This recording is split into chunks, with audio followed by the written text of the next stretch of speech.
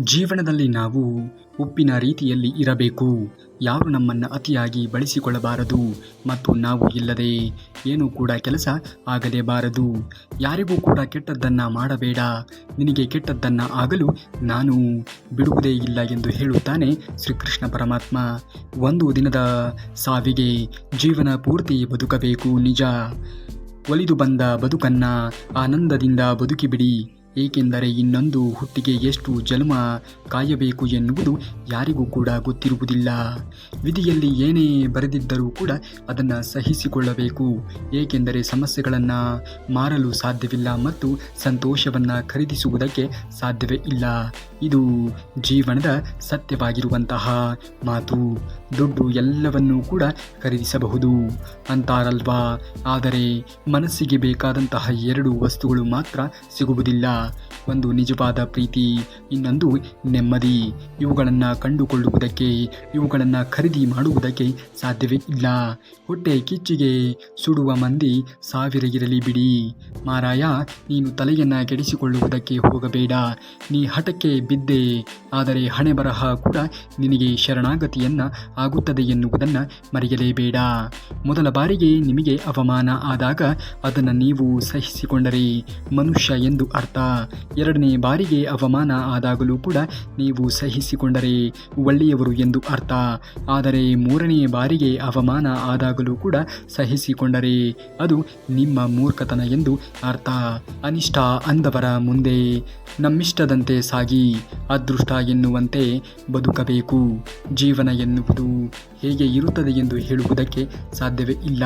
ಅಳತೆ ಮೀರಿ ಕಟ್ಟಿದ ಮನೆ, ಅಳತೆ ಮೀರಿ ಮಾಡಿದ ಸಾಲ, ಅದ್ದೂರಿಯಿಂದ ಮಾಡಿದ ಮದುವೆ, ಸರಳತೆ ಮೀರಿ ತೋರಿಕೆಯ ಬದುಕು, ಅತಿಯಾಗಿ ಒಬ್ಬರ ಮೇಲೆ ಇರುವಂತಹ ನಂಬಿಕೆ, ಅತಿಯಾದ ಪ್ರೀತಿ ವಿಶ್ವಾಸ, ಇವು ಯಾವುದೂ ಕೂಡ ಒಳ್ಳೆಯದಲ್ಲ. ಭಾವನೆಗಳು ಸಮಯಕ್ಕಿಂತ ದುಬಾರಿಯಾಗಿದ್ದು, ಆದ್ದರಿಂದ ನಿಮ್ಮ ಅರ್ಥ ಮಾಡಿಕೊಳ್ಳುವವರಿಗೆ ಮಾತ್ರ ಅದನ್ನು ಖರ್ಚು ಮಾಡುವುದನ್ನು ನೀವು ಕಲಿಯಬೇಕು. ಇಲ್ಲವಾದರೆ ಅವರು ನಿಮಗೆ ಬೆಲೆಯನ್ನೇ ಕೊಡುವುದಿಲ್ಲ ಎನ್ನುವುದನ್ನು ಮರೆಯಬೇಡಿ.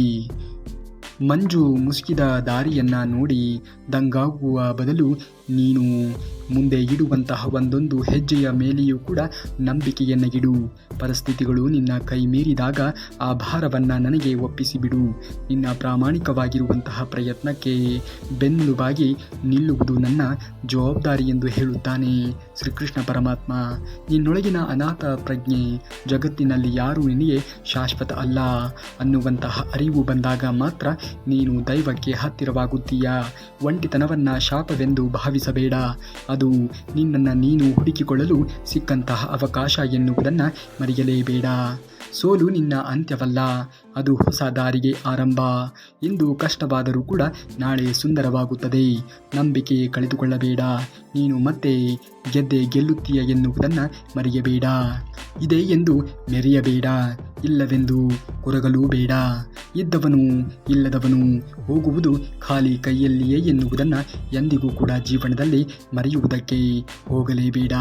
ಏನೇ ಆದರೂ ಕೂಡ ಎಲ್ಲವೂ ನಿನ್ನ ಒಳ್ಳೆಯದಕ್ಕೆ ಎಂದು ಪರಿಭಾವಿಸುತ್ತಾ ಜೀವನದಲ್ಲಿ ಮುಂದುವರಿಯುವುದನ್ನು ನೋಡಬೇಕು. ಹುಟ್ಟಿದಾಗ ಹೆಸರು ಇರುವುದಿಲ್ಲ, ಬರೀ ಉಸಿರು ಇರುತ್ತದೆ. ಆದರೆ ಸತ್ತಾಗ ಉಸಿರು ಇರುವುದಿಲ್ಲ, ಬರೀ ಹೆಸರು ಇರುತ್ತದೆ. ಉಸಿರು ಮತ್ತು ಹೆಸರಿನ ನಡುವಿನ ಅಂತರವೇ ಜೀವನ ಎನ್ನುವುದನ್ನು ಮರೆಯಬೇಡಿ. ನಾಣ್ಯಕ್ಕೆ ಹೇಗೆ ಎರಡು ಮುಖವೋ ಹಾಗೆ ಮನುಷ್ಯರಿಗೂ ಕೂಡ ಎರಡು ಮುಖ, ಹೊರಗೊಂದು ಒಳಗೊಂದು, ಅವಶ್ಯಕತೆಗೆ ತಕ್ಕಂತೆ ಬದಲಾಯಿಸುತ್ತಾರೆ. ಇದುವೇ ವಾಸ್ತವಿಕವಾಗಿರುವಂತಹ ಸತ್ಯ. ಈ ಸತ್ಯವನ್ನು ಅರಿತು ಜೀವನವನ್ನು ಮಾಡುವುದನ್ನು ನೋಡಿ. ಕೋಪವು ಮನುಷ್ಯನ ದೊಡ್ಡ ಶತ್ರು. ಕೋಪ ಬಂದಾಗ ಬುದ್ಧಿ ಮಂಕಾಗುತ್ತದೆ, ತಪ್ಪು ನಿರ್ಧಾರಗಳು ಹುಟ್ಟುತ್ತವೆ. ಮಾತು ಮತ್ತು ಕಾರ್ಯದಿಂದ ಉಂಟಾದ ಗಾಯಗಳು ಅನೇಕ ಬಾರಿ ಜೀವನ ಪೂರ್ತಿ ಉಳಿಯುತ್ತವೆ. ಆದ್ದರಿಂದ ಕೋಪವನ್ನು ನಿಯಂತ್ರಿಸು. ತಾಳ್ಮೆಯೇ ನಿನ್ನ ದೊಡ್ಡ ಶಕ್ತಿ ಎನ್ನುವುದನ್ನು ಮರೆಯಬೇಡ. ಮನಮುಟ್ಟುವ ಮಾತುಗಳನ್ನು ಒಮ್ಮೆಯಾದರೂ ಕೂಡ ಕೇಳಲೇಬೇಕು. ಜೀವನ ಎಂದರೆ ಮಣ್ಣಿನಿಂದ ಮಣ್ಣಿನ ಕಡೆಗೆ ಪಯಣ. ಮಣ್ಣಿನಿಂದ ಬಂದೆ, ಮಣ್ಣಿಗೆ ಬಂದೆ, ಮಣ್ಣಿನಲ್ಲೇ ಬೆಳೆದೆ, ಮಣ್ಣಿಗಾಗಿಯೇ ಬಡದಾಡಿದೆ. ಕೊನೆಗೊಂದು ದಿವಸ ಮಣ್ಣಿನಲ್ಲಿಯೇ ಮಣ್ಣಾದೆ. ಇಷ್ಟೇ ಏನಿದೆ ಜೀವನ. ಇದನ್ನು ಅರಿತು ಜೀವನವನ್ನು ಮಾಡುವುದನ್ನು ನಾವು ನೋಡಬೇಕು. ಬದುಕು ನಿಧಾನವಾಗಿ ಪಾಠವನ್ನ ಕಲಿಸುತ್ತದೆ. ನಿನ್ನ ಒಂದು ತನವನ್ನ ಅಡಬಿಟ್ಟು ಯಾರನ್ನೂ ಕೂಡ ನೀನು ಪ್ರೀತಿಸುವಂತಹ ಅಗತ್ಯವಿಲ್ಲ. ಏಕೆಂದರೆ ಇಲ್ಲಿ ಯಾರೂ ಕೂಡ ಯಾರಿಗೂ ಅನಿವಾರ್ಯ ಅನ್ನುವುದು ಇಲ್ಲವೇ ಇಲ್ಲ ಎನ್ನುವುದನ್ನು ಅರಿತು ನೀನು ಜೀವನವನ್ನು ಮಾಡುವುದನ್ನು ನೋಡಬೇಕು. ಮನುಷ್ಯ ಅಧಿಕಾರ ಸಿಕ್ಕಾಗ ಆಸ್ತಿ ಮಾಡುತ್ತಾನೆ, ಆದರೆ ಜೀವನದಲ್ಲಿ ನಾವು ಅಧಿಕಾರ ಸಿಕ್ಕಾಗ ಬೇರೆಯವರ ಬಾಳಿನಲ್ಲಿ ಒಂದು ನಿಮಿಷವಾದರೂ ಕೂಡ ಸಂತೋಷವನ್ನು ಕಂಡಾಗ ಜೀವನ ಎನ್ನುವುದು ಸಾರ್ಥಕವಾಗುತ್ತದೆ. ನಿಮ್ಮ ಅಧಿಕಾರದಿಂದ ಯಾರ ಬಾಳಿನಲ್ಲಿಯೂ ಕೂಡ ನೀವು ದ್ರೋಹವನ್ನು ಬಗೆಯುವಂತಹ ಕೆಲಸವನ್ನು ಮಾಡುವುದಕ್ಕೆ ಹೋಗಬೇಡಿ. ತನ್ನ ನಿಂದನೆಗಳನ್ನು ಕೇಳಿದ ನಂತರವೂ ಕೂಡ ಶಾಂತವಾಗಿರುವ ವ್ಯಕ್ತಿ ಇಡೀ ಜಗತ್ತನ್ನೇ ಗೆಲ್ಲುತ್ತಾನೆ ಎನ್ನುವುದನ್ನು ಮರೆಯಲೇಬೇಡಿ. ಯಾವುದೂ ಕೂಡ ಇಲ್ಲಿ ಶಾಶ್ವತ ಅನ್ನುವುದು ಇಲ್ಲ ನೋಡಿ. ಇದನ್ನು ಅರಿತು ಜೀವನವನ್ನು ಮಾಡಿ. ಅಪಶಕುನ ಅಂದರೆ ಬೆಕ್ಕಲ್ಲ, ನಗು ಮುಖದೊಳಗೆ ಸ್ವಾರ್ಥ ಮರೆಸಿಕೊಂಡು ಬರುವ ಜನ. ಬೆಕ್ಕು ದಾರಿ ತಪ್ಪಿಸಬಹುದು ಅಷ್ಟೇ, ಜನ ಬದುಕನ್ನೇ ತಪ್ಪಿಸಿ ಬಿಡುತ್ತಾರೆ ಅಲ್ಲವೇ? ಹಾಗಾಗಿ ನೀವು ಜನರ ಮಾತುಗಳಿಗೆ ತಲೆಯನ್ನು ಕೆಡಿಸಿಕೊಳ್ಳುವುದಕ್ಕೆ ಹೋಗಲೇಬೇಡಿ. ಏನೇ ಆದರೂ ಕೂಡ ಎಲ್ಲವೂ ಒಳ್ಳೆಯದಕ್ಕೆ ಎಂದು ಪರಿಭಾವಿಸುತ್ತಾ ಜೀವನದಲ್ಲಿ ಮುಂದುವರಿಯುವುದನ್ನು ನೋಡಬೇಕು. ಸಂಶಯ ಪಡುವ ಮನಸ್ಸಿಗೆ ಈ ಲೋಕದಲ್ಲಿ ಎಂದಿಗೂ ಕೂಡ ಸುಖ ಎನ್ನುವುದು ಇಲ್ಲ. ಕೃಷ್ಣ ಪರಮಾತ್ಮನು ಹೇಳುತ್ತಾನೆ, ನಂಬಿಕೆಯಿಲ್ಲದ ಮನುಷ್ಯ ತನಗೂ ಶತ್ರು, ದೇವರಿಗೂ ಶತ್ರು. ಅರ್ಜುನನಿಗೆ ಸಂಶಯ ಬಂದಾಗ ಕೃಷ್ಣ ಜ್ಞಾನ ನೀಡಿದ, ಆದರೆ ನಂಬಿಕೆಗಿಟ್ಟಾಗ ಮಾತ್ರ ಗೆಲುವು ನೀಡಿದ. ನಿಮ್ಮ ಮೇಲೆ ನಿಮಗೆ ಮತ್ತು ಕೃಷ್ಣನ ಮೇಲೆ ನಿಮಗೆ ಅಚಲವಾಗಿರುವಂತಹ ನಂಬಿಕೆ ಎನ್ನುವುದು ಇರಲಿ. ಅಂದಾಗ ಮಾತ್ರ ನೀವು ಜೀವನದಲ್ಲಿ ಮುಂದೆ ಬರುವುದಕ್ಕೆ ಸಾಧ್ಯವಾದೀತು. ಹಣದಲ್ಲಿ ನೆಮ್ಮದಿ ಹುಡುಕಲು ಹೋಗಬೇಡಿ, ಪ್ರೀತಿ ವಿಶ್ವಾಸದಲ್ಲಿ ನೆಮ್ಮದಿಯನ್ನು ಹುಡುಕಿ. ನೆಮ್ಮದಿ ಇಲ್ಲದ ಜೀವನ ಎಷ್ಟೇ ಹಣ ಇದ್ದರೂ ಕೂಡ ವ್ಯರ್ಥ ಎನ್ನುವುದನ್ನು ಮರೆಯಬೇಡಿ. ಕೃಷ್ಣ ಪರಮಾತ್ಮನು ಹೇಳುತ್ತಾನೆ, ಈಜುವ ಮನಸ್ಸು ಇದ್ದರೆ ಜ್ಞಾನ ಸಾಗರದಲ್ಲಿ ಈಜು, ನಡೆಯುವ ಮನಸ್ಸು ಇದ್ದರೆ ಸನ್ಮಾರ್ಗದಲ್ಲಿ ನಡೆ, ಮಾತನಾಡುವುದು ಇದ್ದರೆ ಸತ್ಯವನ್ನೇ ಮಾತನಾಡು. ಆದ್ದರಿಂದ ಈ ಮಾತುಗಳನ್ನು ನೀನು ಅರಿತು ಆಡುವುದು ಒಳ್ಳೆಯದು. ಕೇಳುವುದೇ ಆದರೆ ಸದುದ್ದೇಶಗಳನ್ನು ಕೇಳು, ದೊರಕಿಸುವುದೇ ಆದರೆ ಜಯವನ್ನೇ ದೊರಕಿಸು. ಸಂಗುವ ಇಚ್ಛೆ ಇದ್ದರೆ ಸಿಟ್ಟನ್ನೇ ನೀನು ನುಂಗು. ಇದರಿಂದ ನೀನು ಜೀವನದಲ್ಲಿ ಕಳೆದುಕೊಳ್ಳುವುದು ಏನೂ ಕೂಡ ಇಲ್ಲ. ನೋವು ಮಿತಿಯನ್ನು ದಾಟಿದಾಗ ಮನುಷ್ಯ ಮಾತನಾಡುವುದನ್ನು ಕಡಿಮೆ ಮಾಡುತ್ತಾನೆ. ದ್ವೇಷವು ದೂರವಾಗುತ್ತದೆ, ನಿರೀಕ್ಷೆಗಳು ನಾಶವಾಗುತ್ತವೆ. ಉಳಿಯುವುದು ಮೌನ ಮತ್ತು ಅನುಭವಗಳು ಮಾತ್ರ ಎನ್ನುವುದನ್ನು ಮರೆಯಬೇಡಿ. ಸೇಡು ಎನ್ನುವುದು ನಮ್ಮನ್ನೇ ಸುಡುವ ಬೆಂಕಿ, ಆದರೆ ತಾಳ್ಮೆ ಎನ್ನುವುದು ನಮ್ಮನ್ನು ಕಾಯುವಂತಹ ಕವಚ. ನಮಗೆ ಅನ್ಯಾಯ ಮಾಡಿದವರ ಪತನವನ್ನು ಕಣ್ಣಾರೆ ನೋಡಲು ಬೇಕಾಗಿರುವುದು ಕೇವಲ ತಾಳ್ಮೆ ಮಾತ್ರ ಎನ್ನುವುದನ್ನು ಮರೆಯಬೇಡಿ. ನಿಮ್ಮ ಅಚಲವಾಗಿರುವಂತಹ ತಾಳ್ಮೆ ನಿಮಗೆ ಖಂಡಿತವಾಗಿಯೂ ಕೂಡ ದೇವರು ಒಂದಲ್ಲ ಒಂದು ದಿನ ನೀವು ಅಂದುಕೊಂಡಿದ್ದೆಲ್ಲವನ್ನೂ ಕೂಡ ಕರುಣಿಸುತ್ತಾನೆ. ಕೋಪ ಒಬ್ಬರನ್ನು ಸೋಲಿಸಿದರೆ ನಗು 100 ಜನರನ್ನು ಗೆಲ್ಲುತ್ತದೆ ಎನ್ನುವುದನ್ನು ಮರೆಯಲೇಬೇಡಿ. ಕೃಷ್ಣ ಪರಮಾತ್ಮನು ಹೇಳುತ್ತಾನೆ, ಕತ್ತಲನ್ನು ಹೋಗಲಾಡಿಸುವ ದೀಪವು ಮಾತನಾಡುವುದಿಲ್ಲ, ಅದು ಬೆಳಕಿನ ಮೂಲಕ ತನ್ನನ್ನು ತಾನು ಪರಿಚಯಿಸಿಕೊಳ್ಳುತ್ತದೆ. ಅದೇ ರೀತಿ ಸಾಧಕರು ತಮ್ಮನ್ನು ತಾವು ಬಹಿರಂಗಪಡಿಸಿಕೊಳ್ಳುವುದೂ ಇಲ್ಲ, ಆದರೆ ಅವರ ಸಾಧನೆಗಳೇ ಅವರನ್ನು ಈ ಜಗತ್ತಿಗೆ ಪರಿಚಯ ಮಾಡಿಕೊಡುತ್ತದೆ ಎನ್ನುವುದನ್ನು ಮರೆಯಬೇಡಿ. ಜೀವನದಲ್ಲಿ ಸೋತಿದ್ದೇನೆ ಎಂದರೆ ಎಲ್ಲವನ್ನೂ ಕೂಡ ಕಳೆದುಕೊಂಡಂತೆ ಅಲ್ಲ, ಏಕೆಂದರೆ ಸೋಲು ಅನುಭವಗಳನ್ನು ಕಲಿಸುತ್ತದೆ. ಆದರೆ ಪ್ರಯತ್ನವಿಲ್ಲದ ಜೀವನ ಯಾವುದೇ ಅವಕಾಶಗಳನ್ನು ನೀಡುವುದಿಲ್ಲ. ಪ್ರಯತ್ನ ಇರುವವರೆಗೆ ಗೆಲುವಿನ ದಾರಿ ಯಾವತ್ತಿಗೂ ಕೂಡ ತೆರೆದೇ ಇರುತ್ತದೆ ಎನ್ನುವುದನ್ನು ಮರೆಯಲೇಬೇಡಿ. ನಮ್ಮ ಜೀವನಕ್ಕೆ ಬೇಕಾಗಿರುವಂತಹ ಈ ಮುಖ್ಯವಾಗಿರುವಂತಹ ಸೂತ್ರಗಳು: 1. ಪ್ರಾರ್ಥಿಸುವ ಮುನ್ನ ನಂಬು, ಮಾತನಾಡುವ ಮುನ್ನ ಆಲಿಸು, ಖರ್ಚು ಮಾಡುವ ಮುನ್ನ ಸಂಪಾದಿಸು, ಅಸಾಧ್ಯವೆಂದು ಹಿಂದೆ ಸರಿಯುವ ಮುನ್ನ ಪ್ರಯತ್ನಿಸು, ಬರೆಯುವ ಮುನ್ನ ಯೋಚಿಸು, ಸಾಯುವ ಮುನ್ನ ಬದುಕು. ಇವುಗಳನ್ನು ಅರಿತು ಜೀವನವನ್ನು ಮಾಡು. ಯಾವಾಗಲೂ ಕೂಡ ಸಂತೋಷದಿಂದ ಇರಿ, ಏಕೆಂದರೆ ಸಂಜೆಗೆ ಬರೀ ಸೂರ್ಯ ಮಾತ್ರ ಮುಳುಗುವುದಿಲ್ಲ, ನಮ್ಮ ಆಯಸ್ಸಿನ ಒಂದು ದಿನವೂ ಕೂಡ ಮುಳುಗಿ ಹೋಗಿರುತ್ತದೆ ಎನ್ನುವುದನ್ನು ಮರೆಯಲೇಬೇಡಿ. ನೀವು ಒಳ್ಳೆಯವರಾಗಿ ಇದ್ದರೂ ಕೂಡ ಎಲ್ಲರೂ ಇಷ್ಟ ಆಗುವುದಿಲ್ಲ, ಏಕೆಂದರೆ ಕೆಲವರಿಗೆ ಸತ್ಯ ಇಷ್ಟ ಆಗುವುದಿಲ್ಲ, ಕೆಲವರಿಗೆ ನಿಮ್ಮ ಬೆಳವಣಿಗೆ ಇಷ್ಟ ಆಗುವುದಿಲ್ಲ. ಆದ್ದರಿಂದ ಎಲ್ಲರ ಮೆಚ್ಚುಗೆಗಾಗಿ ಬದುಕಬೇಡಿ, ನಿಮ್ಮ ಮೌಲ್ಯಕ್ಕಾಗಿ ಬದುಕುವುದನ್ನು ನೋಡಿ. ಜೀವನದಲ್ಲಿ ಬೀಳುವುದು ಸಹಜ, ಆದರೆ ಮತ್ತೆ ಎದ್ದು ಮುಂದೆ ಸಾಗುವ ಧೈರ್ಯ ತೋರುವುದೇ ಗೆಲುವಿನ ದಾರಿ. ಸತತ ಪ್ರಯತ್ನ, ಸ್ಥೈರ್ಯ ಮತ್ತು ಧೈರ್ಯದಿಂದ ಮಾತ್ರ ಗೆಲುವು ನಿಮ್ಮದಾಗುತ್ತದೆ ಎನ್ನುವುದನ್ನು ಮರೆಯಲೇಬೇಡಿ. ರೂಪ ಚಿಪ್ಪಿನಂತೆ ಇದ್ದರೂ ಕೂಡ ಪರವಾಗಿಲ್ಲ, ಆದರೆ ವ್ಯಕ್ತಿತ್ವ ಎನ್ನುವುದು ಚಿಪ್ಪಿನ ಒಳಗೆ ಇರುವಂತಹ ಮುತ್ತಿನಂತೆ ಇರಬೇಕು ಎನ್ನುವುದನ್ನು ಮರೆಯಬೇಡಿ. ನನ್ನಿಂದ ದೂರವಾದದ್ದು ನನ್ನದಾಗಲಿಲ್ಲ, ನನ್ನನ್ನು ಬಿಟ್ಟವರು ನನ್ನ ಮೌಲ್ಯವನ್ನು ಅರಿತವರಲ್ಲ. ನಾನಂದು ಯೋಚಿಸಿದರೆ ವಿಧಿಯ ಆಟವೇ ಬೇರೆ ಇರಬಹುದು. ನಮ್ಮ ಕೈಲಿ ಏನೂ ಇಲ್ಲ, ಎಲ್ಲವೂ ಆ ದೇವನಿಗೆ ತಿಳಿಯಬಹುದು. ಅಂದುಕೊಂಡಿದ್ದು ಸಿಗದೇ ಇದ್ದಾಗ ನೀನು ಬೇಸರ ಪಡಬೇಡ. ನಿನ್ನ ಆಸೆಯ ಹಿಂದೆ ಇರುವುದು ಶ್ರೀಕೃಷ್ಣ ಪರಮಾತ್ಮನ ಆಟ ಎನ್ನುವುದನ್ನು ಮರೆಯಬೇಡ. ನಮಗೆ ಕೆಟ್ಟದ್ದಾಗುತ್ತಿದೆ ಎನ್ನಿಸಿದಾಗ ಕೃಷ್ಣನ ಈ ಮಾತುಗಳನ್ನು ನಾವು ನೆನಪಿನಲ್ಲಿ ಇಟ್ಟುಕೊಳ್ಳಬೇಕು. ಯಾವುದು ಸಂಭವಿಸುತ್ತಾ ಇದೆಯೋ ಅದು ಒಳ್ಳೆಯದಕ್ಕೆ ಆಗಿದೆ. ಯಾವುದು ಸಂಭವಿಸುತ್ತಾ ಇದೆಯೋ ಅದು ಒಳ್ಳೆಯದಕ್ಕೆ ಆಗುತ್ತಿದೆ. ನೋವು ನಿನ್ನನ್ನು ಕುಗ್ಗಿಸುವುದಕ್ಕೆ ಅಲ್ಲ, ನಿನ್ನನ್ನು ಗಟ್ಟಿಗೊಳಿಸುವುದಕ್ಕೆ ಮತ್ತು ಜೀವನದ ಪಾಠವನ್ನು ಕಲಿಸುವ ಸಲುವಾಗಿ ಬರುತ್ತಿದೆ ಎನ್ನುವುದನ್ನು ಎಂದಿಗೂ ಕೂಡ ಮರೆಯಬೇಡ. ಆಗುವುದೆಲ್ಲ ಒಳ್ಳೆಯದೇ ಆಗುತ್ತದೆ. ಜೀವನವನ್ನೇ ಬದಲಾಯಿಸುವಂತಹ ಈ 10 ನೀತಿಗಳನ್ನು ನೀನು ಜೀವನದಲ್ಲಿ ಅಳವಡಿಸಿಕೊಳ್ಳಲೇಬೇಕು. 1ನೇದು, ಮೂರ್ಖನೊಂದಿಗೆ ಎಂದಿಗೂ ಕೂಡ ವಾದಿಸುವುದಕ್ಕೆ ಹೋಗಬೇಡಿ. ನಿಮ್ಮ ದೌರ್ಬಲ್ಯವನ್ನು ಯಾರಿಗೂ ಕೂಡ ಹೇಳಲೇಬೇಡಿ. ನಿಮ್ಮ ಒಂದು ದ್ವೇಷವು ಎಲ್ಲ ಸದ್ಗುಣಗಳನ್ನು ನಾಶ ಮಾಡುತ್ತದೆ. 4ನೇದು, ಬುದ್ಧಿವಂತಿಕೆಯಿಂದ ಹಣವನ್ನು ಖರ್ಚು ಮಾಡಿ. 5ನೇದು, ಅಪಪ್ರಚಾರಕ್ಕೆ ಹೆದರುವುದಕ್ಕೆ ಹೋಗಲೇಬೇಡಿ. ಅಪಪ್ರಚಾರ ಎನ್ನುವುದು ಯಾರಿಗೂ ಕೂಡ ಒಳ್ಳೆಯದನ್ನು ಮಾಡುವುದಕ್ಕೆ ಸಾಧ್ಯವೇ ಇಲ್ಲ. ಹಾಗಾಗಿ ಜೀವನದಲ್ಲಿ ಯಾರೇ ನಿಮ್ಮನ್ನು ಕುರಿತು ಅಪಪ್ರಚಾರವನ್ನು ಮಾಡುತ್ತಾಗಿದ್ದರೆ ಎಂದಿಗೂ ಕೂಡ ನೀವು ತಲೆಯನ್ನು ಕೆಡಿಸಿಕೊಳ್ಳುವುದಕ್ಕೆ ಹೋಗಲೇಬೇಡಿ. ಅಜ್ಞಾನದ ಮಾತುಗಳನ್ನು ಆಡುವವರ ಬಗ್ಗೆ ತಲೆಯನ್ನು ಕೆಡಿಸಿಕೊಳ್ಳಬೇಡಿ.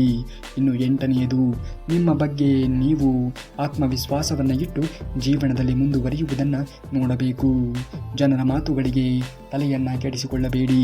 ನಿಮ್ಮ ಆತ್ಮವಿಶ್ವಾಸದೊಂದಿಗೆ ನೀವು ಯಾವ ಕೆಲಸವನ್ನು ಮಾಡಬೇಕು ಎಂದು ಭಾವಿಸಿ ಇರುತ್ತೀರಿಯೋ ಅದನ್ನು ಮುಂದುವರಿಸಿಕೊಂಡು ಹೋಗಿ.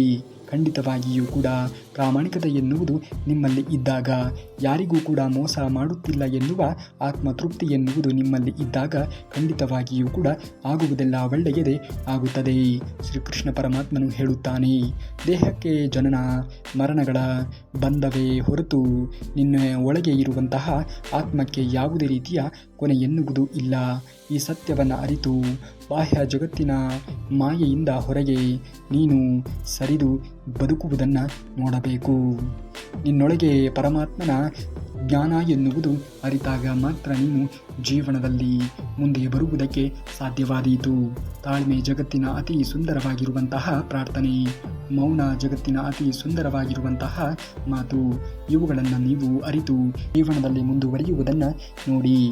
ಒಳ್ಳೆಯ ಸಮಯ ಬಂದಾಗ ಹೇಗಿರಬೇಕು, ಕೆಟ್ಟ ಸಮಯ ಬಂದಾಗ ಹೇಗೆ ನಿಲ್ಲಬೇಕು ಎನ್ನುವುದನ್ನು ನೋಡೋಣ ಬನ್ನಿ. ಜೀವನ ಇರುವುದೇ 2 ದಿನ. ಒಂದು ನಿನ್ನ ಪರವಾದ ದಿನ, ಮತ್ತೊಂದು ನಿನ್ನ ವಿರುದ್ಧವಾಗಿರುವಂತಹ ದಿನ. ಪರವಾದ ದಿನಗಳಲ್ಲಿ ಅಹಂಕಾರವನ್ನು ತೋರಿಸಬೇಡ. ಇನ್ನು ವಿರುದ್ಧವಾಗಿರುವಂತಹ ದಿನಗಳಲ್ಲಿ ತಾಳ್ಮೆಯನ್ನು ಕಳೆದುಕೊಳ್ಳಬೇಡ. ಒಳ್ಳೆಯ ಸಮಯದಲ್ಲಿ ವಿನಯ ಎನ್ನುವುದು ಇರಲಿ, ಕೆಟ್ಟ ಸಮಯದಲ್ಲಿ ಜೀವನದಲ್ಲಿ ತಾಳ್ಮೆ ಎನ್ನುವುದು ಇರಲಿ. ಪ್ರತಿ ಸಲ ನಿಮ್ಮನ್ನು ನೀವು ವಾದದಿಂದಲೇ ಗೆಲ್ಲುತ್ತಿದ್ದರೆ ಒಮ್ಮೆ ಮೌನಕ್ಕೂ ಕೂಡ ಅವಕಾಶವನ್ನು ಕೊಡಿ. ವಾದದಿಂದ ನಿಮ್ಮನ್ನು ಗೆಲ್ಲಲು ಬಂದವನು ನಿಮ್ಮ ಮೌನ ಸಹಿಸದೆ ಸೋಲುತ್ತಾನೆ ಎನ್ನುವುದನ್ನು ಮರೆಯಬೇಡಿ. ಆದರೂ ಕೂಡ ಎಲ್ಲವೂ ಒಳ್ಳೆಯದಕ್ಕೆ ಆಗುತ್ತಿದೆ ಎಂದು ಭಾವಿಸಿ ಜೀವನದಲ್ಲಿ ಮುಂದುವರಿಯುವುದನ್ನು ನೋಡಿ. ಶ್ರೀಕೃಷ್ಣ ಪರಮಾತ್ಮನು ಹೇಳುತ್ತಾನೆ, ನಾನು ಪ್ರತಿಯೊಂದು ಜೀವಿಯ ಹೃದಯದಲ್ಲಿ ಪರಮಾತ್ಮನಾಗಿ ನೆಲೆಸಿದ್ದೇನೆ. ನನ್ನನ್ನು ಹೊರತುಪಡಿಸಿ ಈ ಜಗತ್ತಿನಲ್ಲಿ ಯಾವುದೂ ಕೂಡ ಅಸ್ತಿತ್ವದಲ್ಲಿ ಇರುವುದಕ್ಕೆ ಸಾಧ್ಯವೇ ಇಲ್ಲ. ಈ ಜಗತ್ತು ನಿನ್ನನ್ನು ಕತ್ತಲಿಗೆ ತಳ್ಳಬಹುದು, ಎಲ್ಲರೂ ನಿನ್ನ ಕೈ ಬಿಡಬಹುದು, ಆದರೆ ನಿನ್ನ ಒಳಗೆ ಇರುವಂತಹ ನಿನ್ನ ಆತ್ಮ ಮತ್ತು ನಿನ್ನನ್ನು ಸೃಷ್ಟಿಸಿದ ದೈವ ನಿನ್ನನ್ನು ಎಂದಿಗೂ ಕೂಡ ಕೈ ಬಿಡುತ್ತದೆ ಎಂದು ಹೇಳುವುದಕ್ಕೆ ಸಾಧ್ಯವೇ ಇಲ್ಲ. ಇದನ್ನು ಮರೆಯಬೇಡ. ಯಾರು ಯಾರನ್ನು ಯಾರಿಂದ ಯಾವಾಗ ಎಲ್ಲಿ ಹೇಗೆ ಬೇಕಾದರೂ ಕೂಡ ದೂರ ಮಾಡಬಹುದು, ಆದರೆ ಮನಸ್ಸಿನಿಂದ ನೆನಪಿನಿಂದ ಹೃದಯದಿಂದ ದೂರ ಮಾಡುವುದಕ್ಕೆ ಯಾರಿಂದಲೂ ಕೂಡ ಸಾಧ್ಯವೇ ಇಲ್ಲ. ಎಲ್ಲರ ಮುಂದೆ ಸಣ್ಣವನಾಗಿ ಬದುಕುವುದನ್ನು ಕಲಿ. ದೊಡ್ಡಸ್ತಿಕೆಯ ಪ್ರದರ್ಶನ ಬೇಡವೇ ಬೇಡ. ಪ್ರಾಮಾಣಿಕತೆಯಿಂದ ದೂರ ಸರಿದು ಬಿಡಿ. ಇಲ್ಲದದ್ದನ್ನು ಇದೆ ಎಂದು ತೋರಿಸಲು ಹೋಗಲೇಬೇಡಿ. ಏನೇ ಆದರೂ ಕೂಡ ಎಲ್ಲವೂ ನನ್ನ ಒಳ್ಳೆಯದಕ್ಕೆ ಎಂದು ಭಾವಿಸುತ್ತಾ ಜೀವನದಲ್ಲಿ ಮುಂದುವರಿಯುವುದನ್ನು ನೋಡಿ. ಮಣ್ಣಲ್ಲಿ ಮಣ್ಣಾಗೂ ಪರವಾಗಿದ್ದ, ಆದರೆ ಕೆಟ್ಟವರಲ್ಲಿ ನೀನು ಒಬ್ಬ ಕೆಟ್ಟವನಾಗಬೇಡ. ಬಡತನ ಶಾಶ್ವತವಲ್ಲ, ಸಿರಿತನವೂ ಕೂಡ ಶಾಶ್ವತವಲ್ಲ. ನೀನು ತೋರಿರುವಂತಹ ಮಾನವೀಯತೆಯ ಗುಣವೊಂದೇ ಶಾಶ್ವತವಾಗಿ ನೆಲೆ ನಿಂತಿರುತ್ತದೆ ಎಂದು ಮರೆಯಲೇಬೇಡ. ಆಸೆಗಳಿಗಾಗಿ ಬದುಕಬೇಡ, ಆದರ್ಶಕ್ಕಾಗಿ ಬದುಕು. ದೀರ್ಘವಾದ ಜೀವನ ಮುಖ್ಯವಲ್ಲ, ದಿವ್ಯವಾಗಿರುವಂತಹ ಜೀವನವೇ ಮುಖ್ಯ ಎನ್ನುವುದನ್ನು ಮರೆಯಬೇಡ. ನೀವು ಬಿದ್ದಾಗ ನಿಮ್ಮನ್ನು ಎತ್ತಲು ಅನೇಕರಿರಬಹುದು, ಆದರೆ ನೀವು ಏಳಬೇಕು ಎಂದು ನಿರ್ಧರಿಸುವುದು ನೀವೇ ಮಾತ್ರ. ಕಷ್ಟ ಪಡುವುದು ಒಂದು ದಿನ, ಕಷ್ಟ ಪಡದೇ ಇದ್ದರೆ ಪಶ್ಚಾತ್ತಾಪ ಪಡುವುದು ಇಡೀ ಜೀವನ.